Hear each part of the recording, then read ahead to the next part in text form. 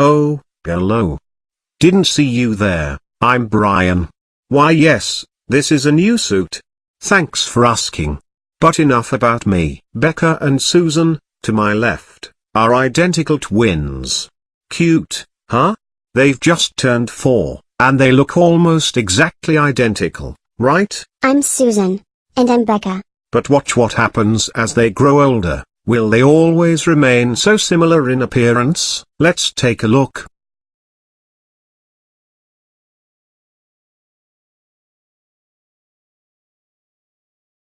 Age 4. Age 14. Age 19. Age 24. Age 30. Age 70.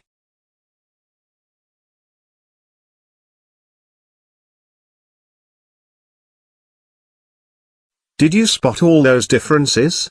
Notice how Becca and Susan grow to look more and more different as they age. What's more, Susan and Becca accumulate differences over their lives that go beyond appearance. Becca here is told by her doctors that she is at high risk for developing gastric cancer.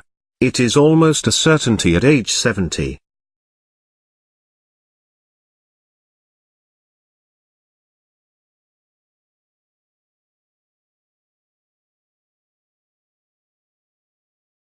So, should Susan just await her diagnosis?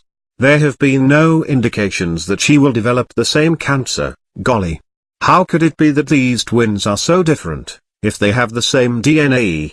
Their genetics must change and diverge, even though their DNA remains the same. What could it be? Let's figure this out.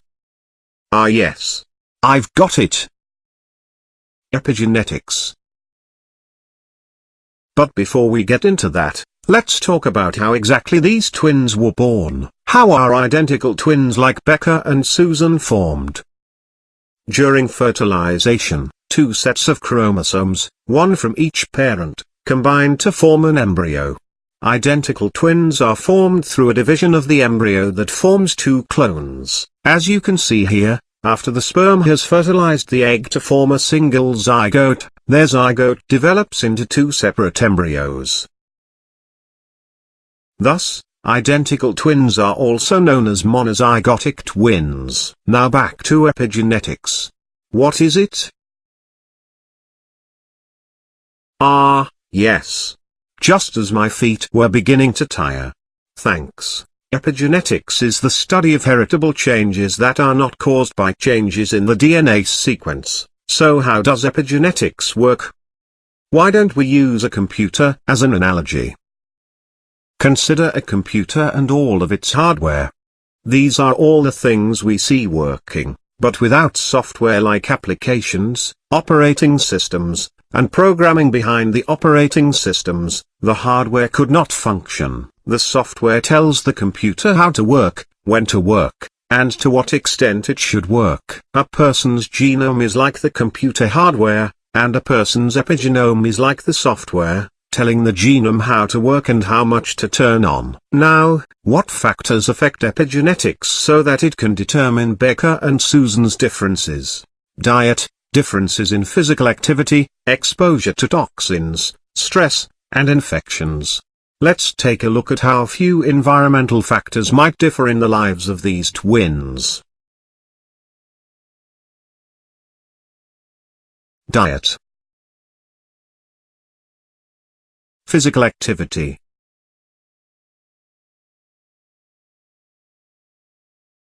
Stress. Oh, hello again. So how does epigenetics create differences in identical twins? Epigenetic tags are erased from parents' chromosomes during first days of fertilization. But on some genes, the tags remain. These are known as imprinted genes, where some copies of certain genes start out as silenced. This means common rules of inheritance don't apply. The non-imprinted copy of the gene is then expressed. Common epigenetic tags that bring about imprinted genes are methyl groups added during sperm or egg formation. With age, Epigenetic differences accumulate from the environment. Imprinted genes are especially susceptible to change because they only have one active copy. He. Brian speaking. Mother, I'm in the middle of something. Later, Mother. Please. Sorry about that. Anyway. Remember back to the worsened diet, increased laziness, and heightened stress of Becca. Let me jog your memory.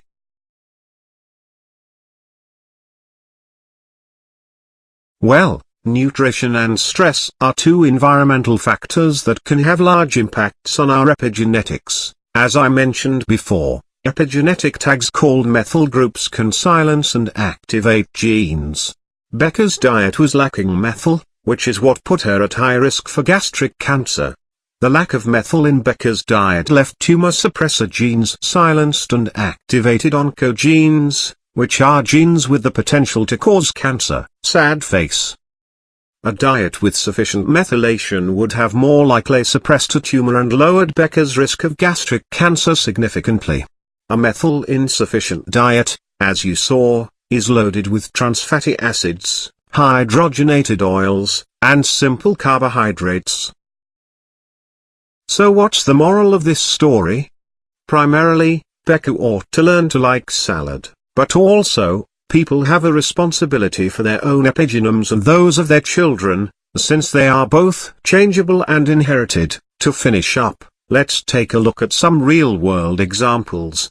It says here that children conceived during the Dutch hunger winter of 1944 to 1945 experienced damage to their health 6 decades later due to insufficient methylation. This shows prenatal exposure to famine can lead to epigenetic changes that affect health into midlife, emphasizing early development as important for defining epigenetic profiles. My advice to you, then, is to be careful and mindful that your choices can affect your baby's health much later in life. Finally, for reference, take a look. The top are overlapped chromosomes from 6-year-old twins, and the bottom are overlapped chromosomes from 66-year-old twins. Yellow represents identical overlap. Green and red represent disparities.